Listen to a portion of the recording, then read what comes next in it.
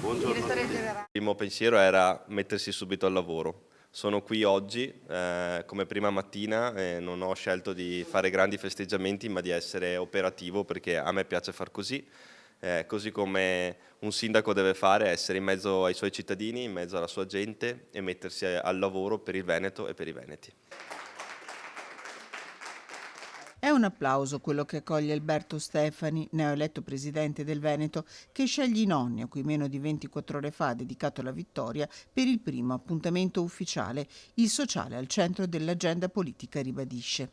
Abbiamo la necessità per una società sempre più longeva di strutturare residenze per anziani all'avanguardia, anche garantire quartieri inclusivi, villaggi inclusivi, servizi socio-sanitari vicini ai cittadini. Un presidente già al lavoro che si era fatto abbracciare da chi per primo aveva creduto in lui, i cittadini di Borgoricco, il suo paese natale, dove è stato festeggiato con un incontro pubblico nel teatro Aldo Rossi e persino i fuochi d'artificio poche ore dopo la vittoria ufficiale. Quella è la mia comunità da cui sono partito, ho fatto il consigliere comunale da giovanissimo, poi ho fatto il sindaco qualche anno dopo.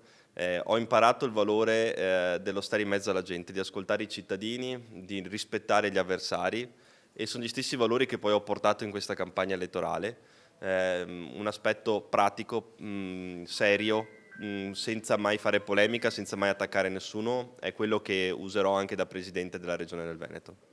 Strette di mano, sorrisi, racconti di vita nelle 2 ore trascorse con gli ospiti della Fondazione OIC nella residenza Civitas Vite Angelo Ferro di Padova, racconta il giovane governatore. Una visita qui dentro ti fa capire che dentro le RSA non ci sono persone che stanno finendo la propria vita, c'è vita, ci sono persone che stanno vivendo, c'è comunità, abbiamo visto tutto questo oggi e persone che hanno tanti anni ancora davanti e che meritano la dignità di essere curati, non solo curati da un punto di vista sanitario, ma anche da un punto di vista psicologico e di comunità territoriale. Che cosa le hanno detto? Ha incontrato, immagino, alcuni ospiti. Beh, mi hanno regalato disegni, mi hanno regalato, una ha scritto addirittura un libro, un ospite di questo centro che ovviamente terrò con me e leggerò già da stasera.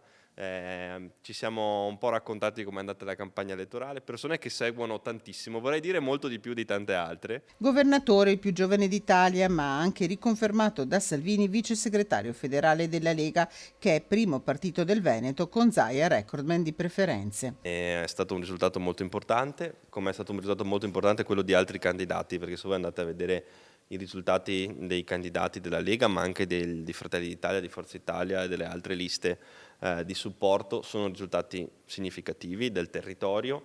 Anche la coalizione ha ottenuto un grande risultato. Pacta sunt servanda, ribadito da neoeletto presidente, i patti vanno rispettati. Nella squadra di Alberto Stefani, spazio agli alleati di centrodestra, ma prima degli assessori si parte dal cronoprogramma di lavoro. Mi hanno chiesto se festeggiavo o no, ma il modo migliore per festeggiare per un presidente è essere al lavoro al servizio dei veneti.